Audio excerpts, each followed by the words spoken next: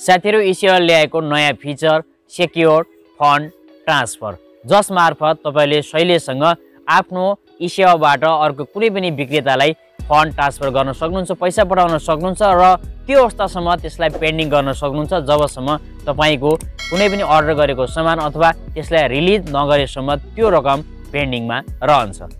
साथीहरु मैले यसभन्दा अगाडि पनि कसरी हामीले सेक्युर्ड ट्रान्सफरको प्रयोग गर्ने भन्ने बारेमा भिडियो बनाइसकेको छु, तपाईहरुले डिस्क्रिप्सन बक्समा गएर हेर्न सक्नुहुन्छ। साथीहरु आज मैले तपाईहरुलाई हामीले फन्ड ट्रान्सफर गरिसक्यौं तर हामीले जुन सामान अर्डर गरेका थियौं त्यो सामान हामीसँग पुगिसकेको छैन, त्यो अवस्थामा हामीले कसरी आफ्नो फन्डलाई फिर्ता ल्याउने अथवा रकमलाई फिर्ता ल्याउने भन्ने विषयमा आज मैले तपाईहरुलाई सम्पूर्ण जानकारीहरु प्रदान गर्नेछु। त्यो अवस्थाले साथीहरु डिस्प्युटको अवस्था भनिनेछ। डिस्प्युट अर्थात विवाद।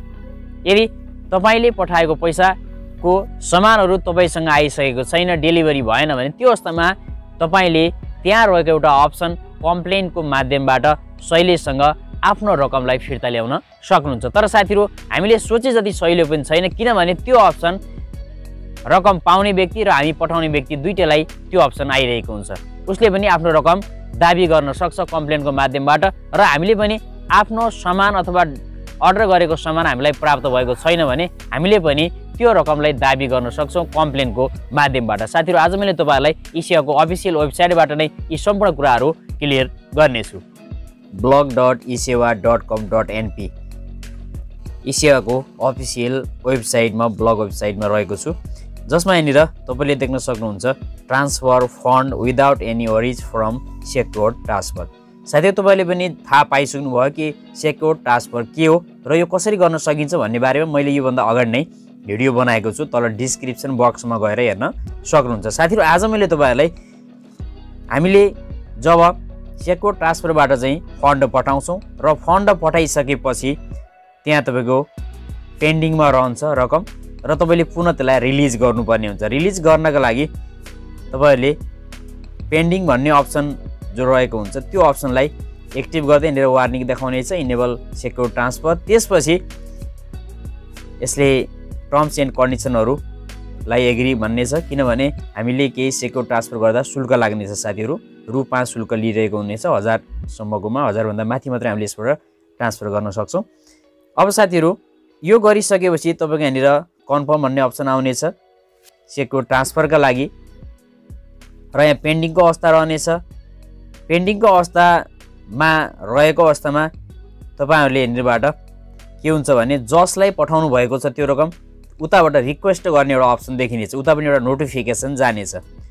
त्यो नोटिफिकेसन यसरी देखाउनेछ। साथीहरु यहाँ देखाइरहेको छु मैले। नोटिफिकेसन देखाइसकेपछि यहाँनिर रिक्वेस्ट भन्ने अप्सन देखाउनेछ। रिक्वेस्टमा क्लिक गरेर त्यो रकम चाहिँ रिक्वेस्ट गर्न सकिनेछ। त्यसपछि रिक्वेस्ट फ्रम फन्ड भनेर यसरी आइरहेको छ, यसलाई कन्फर्म गर्नुभयो र यहाँनिर फन्ड रिलिज भन्ने अप्सन तपाईले प्राप्त गर्नुहुनेछ। फन्ड रिलिज, फन्डलाई रिलिज गर्नुभयो भने त्यो अवस्थामा तपाईको पेन्डिङमा रहेको रकम जसलाई पठाउन खोज्नु भएको हो उसको इसिओ आइडीमा जानेछ साथीहरु, अथवा सेन्ड हुनेछ। यसलाई कन्फर्म गर्नु होला। त्यसपछि साथीहरु यो तपाईको जो प्रोसेस छ पठाउनु भएको त्यो सक्सेस हुनेछ। अब साथीहरु अर्को एउटा हामीलाई समस्या आइरहेको के छ भने हामीले रकम पठाउँछौं तर त्यसरी पठाएको रकम हामीले क्यान्सल गर्न खोजिरहेका छौं अथवा रिटर्न आफैले चाहिरहेका छौं अथवा पेन्डिङमै रहिरहेको छ, विभिन्न समस्याहरू हुन सक्छन्। त्यो अवस्थामा तपाईहरुले के गर्नुपर्ने हुन्छ भने साथीहरु यहाँनिर मैले तपाईलाई देखाउने छु विवाद लेनदेन मामिला भनिन्छ डिस्प्युट। यदि त्यस्तो अवस्था आयो भने त्यहाँनिर तपाईले के गर्नुपर्ने हुन्छ भने सुरक्षित स्थानान्तरण लेनदेनमा कुनै पनि विवादको लागि प्रेषक र प्रापक दुवैको उजुरी गर्न सक्छन् अथवा दुवैले उजुरी गर्न सक्छन्। जसले पैसा प्राप्त गर्नुपर्ने उसलाई पनि नोटिफिकेसन गएको हुन्छ, उसले कम्प्लेन गर्न सक्छ पैसा पाउनका लागि। र जसले पठाएको छ यदि उसलाई मालसामान उसले जो अर्डर गरेको थियो त्यो अर्डर गरेको मालसामान यदि उसले प्राप्त गरेको छैन, पाइरहेको छैन भने त्यो अवस्थामा उसले कम्प्लेन गरेर त्यो रकम आफ्नो इसिओमा पुनः रिटर्न ल्याउन सक्छ। जसका लागि रिलिज गर्नुभन्दा पहिला यहाँनिर एउटा अप्सन देखाउनेछ साथीहरु। रिलिजको साइडमा यहाँनिर एरोले देखाइरहेको छ कम्प्लेन भन्ने अप्सन देखाउनेछ। तपाईले यहाँनिर कम्प्लेनमा जानुपर्ने हुन्छ। कम्प्लेन भन्ने अप्सन पैसा पठाउने र प्राप्त गर्ने अथवा जसलाई पठाइएको छ दुवैतर्फ यो अप्सन देखाउनेछ। अब साथीहरु यो भइसकेपछि यहाँनिर कम्प्लेन डिटेल तपाईहरुले भर्न आवश्यक छ, जसमा तपाईसँग त्योसँग सम्बन्धित केही प्रमाण अथवा कागजातहरु छ भने आवश्यक परेको खण्डमा तपाईले भर्न सक्नुहुन्छ।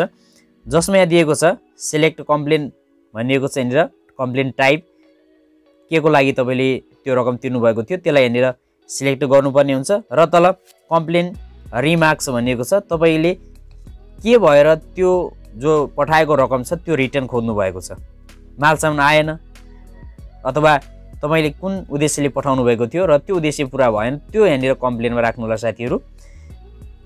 त्यसपछि साथीहरु यहाँनिर तपाई त्योसँग सम्बन्धित कुनै बिलहरु भरपाईहरु अथवा केही चीजहरु छ अथवा तपाईले जुन सामानहरु आएको छ टुटफुट आएको छ त्यो अवस्थामा यहाँनिर डकुमेन्ट टाइटल कुन डकुमेन्ट तपाईले यहाँ पेश गर्न खोज्नु भएको छ, भाउचर छ अथवा कुनै रसिदहरु रहेको छ के छ त्यो यहाँ नाम लेख्नु होला र तल यहाँ एड डकुमेन्ट भन्ने अप्सनमा क्लिक गरेर तपाईको त्यो फाइललाई अपलोड गर्नु होला र सबमिट गर्नु होला साथीहरु। त्यति गरिसकेपछि तपाईको secure transfer dispute created successfully तपाईको त्यहाँ त्यो कम्प्लेन दर्ता हुनेछ साथीहरु। यसै गरेर जसले पैसा पाउनु पर्ने हो उसले पनि कम्प्लेन दर्ता गराउन सक्छ, आफ्नो पैसा पेन्डिङमा रहेको छ मैले पाऊँ भनेर दर्ता गराउन सक्छ। अब साथीहरु यति भयो भने तपाईको गुनासो सफलतापूर्वक दर्ता गरिएको छ अथवा दर्ता भयो। अब यो अवस्थामा यहाँ अन्डर रिभ्यूमा रहनेछ साथीहरु, अन्डर रिभ्यूमा रहनेछ। केही समय तपाईको यो कम्प्लिट हुनका लागि लाग्छ, किनभने जसलाई पैसा पठाउनु भएको थियो उताबाट पनि यदि कम्प्लेन आउँछ र उताको कम्प्लेन र तपाईले गरेको कम्प्लेन दुईटाको म्याचिङ कस्तो रहन्छ त्यो अवस्थामा ई सेवाले त्यो कुरालाई मध्यनजर गर्नेछ। यहाँ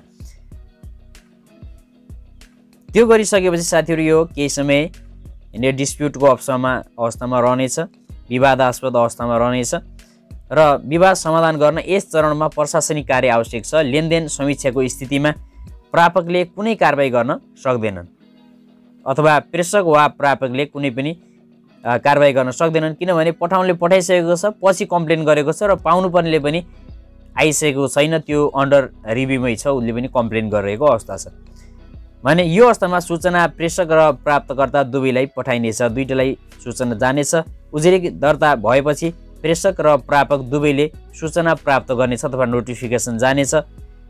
अब यहाँ प्रेषकलाई यस्तो खालको सूचना जानेछ, यहाँनिर देखाइरहेको छ नोटिफिकेसन भनेर सेक्युर ट्रान्सफर भनिएको छ र यहाँनिर तपाईको यहाँनिर a complaint has been reported भनेर यसरी regarding your secure transfer transaction भनिएको छ। यो भयो साथीहरु प्रेषकलाई सूचना गएको। अब जो प्राप्तकर्ता छ पाउनुपर्ने छ रकम उसलाई पनि एउटा नोटिफिकेसन जानेछ सोही तरिकाबाट।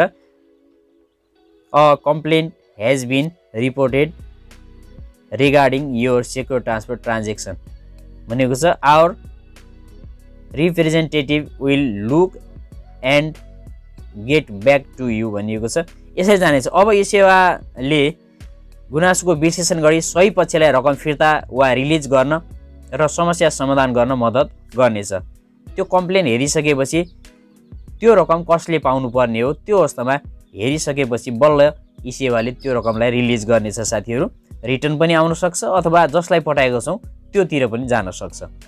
यहाँ नोट दिएको छ एउटा सुरक्षित स्थानान्तरण सेवाको प्रयोगमा न्यूनतम सेटलमेन्ट लागतहरु समावेश रहेका छन्। अथवा हामीले यो अवस्थामा तपाईको डिस्प्युट भयो विवाद भयो भने तपाईले रकम फिर्ता ल्याउनु पर्ने भयो अथवा जसले पाउनु पर्ने उसले पनि कम्प्लेन गरेर रकम ल्याउनु पर्ने अवस्था, नर्मल रिलिजबाट त्यो रकमको समाधान भएन अथवा प्राप्त भएन अथवा गएन भने त्यो अवस्थामा ई सेवाले केही शुल्क यसमा लगाउनेछ। अब यहाँ साथीहरु T&CS भनेको छ टर्म्स एन्ड कन्डिसनहरु, यसको बारेमा जान्नुपर्ने हुन्छ। टर्म्स एन्ड कन्डिसनहरुमा तपाईले ई सेवामा गएर सहिलेसँग के छन् भन्ने कुरा हेर्न सक्नुहुन्छ साथीहरु। यहाँनिर अब सेक्युर ट्रान्सफरको अवस्थामा यहाँनिर 1000 देखि 4979 सम्म रु 5 र 5000 भन्दा माथि रु 10 लाग्नेछ, यसरी हेर्ने देखाएको छ। यदि डिस्प्युट हेज बीन रिसल्भ भयो भने डिस्प्युट भएको थियो अथवा विवादास्पद अवस्थामा तपाईले पैसा रिटर्न पाउनु भयो अथवा जसले पाउनु पर्ने हो उता पैसा गयो भने त्यो अवस्थामा dispute the settlement cost of RS 100 रुपैयाँ तपाईको त्यहाँनिर डिस्प्युट चार्ज लाग्नेछ साथीहरु। साथीहरु यसो तपाईले पनि टर्म्स एन्ड कन्डिसनहरु हेर्न सक्नुहुन्छ यो वेबसाइटमा गएर। साथीहरु आज मैले तपाईहरुलाई ई-सेवाको सेक्युर फन्ड ट्रान्सफरको बारेमा सम्पूर्ण जानकारी दिए। साथै यसमा तपाईले अर्डर गरेको सामान आइसकेको छैन र तपाईले कसरी त्यो पठाएको रकमलाई फिर्ता लिन सक्नुहुन्छ भन्ने बारेमा पनि सम्पूर्ण जानकारीहरु प्रदान गरे। आशा छ यस भिडियो अन्तर्गत रहेर तपाईले पनि धेरै कुराको जानकारी प्राप्त गरिसक्नु भयो होला। साथीहरु तपाईलाई के कस्तो समस्या आइरहेको छ कमेन्ट सेक्सनमा कमेन्ट गर्न नभुल्नु र मसँग यदि व्यक्तिगत रूपमा जोडिन चाहनुहुन्छ भने मेरो इन्स्टाग्राम आइडीलाई फलो गर्न नबिर्सनु होला। हस्त साथीहरु आगामी नयाँ भिडियोमा पुनः भेट हुनेछ। धन्यवाद।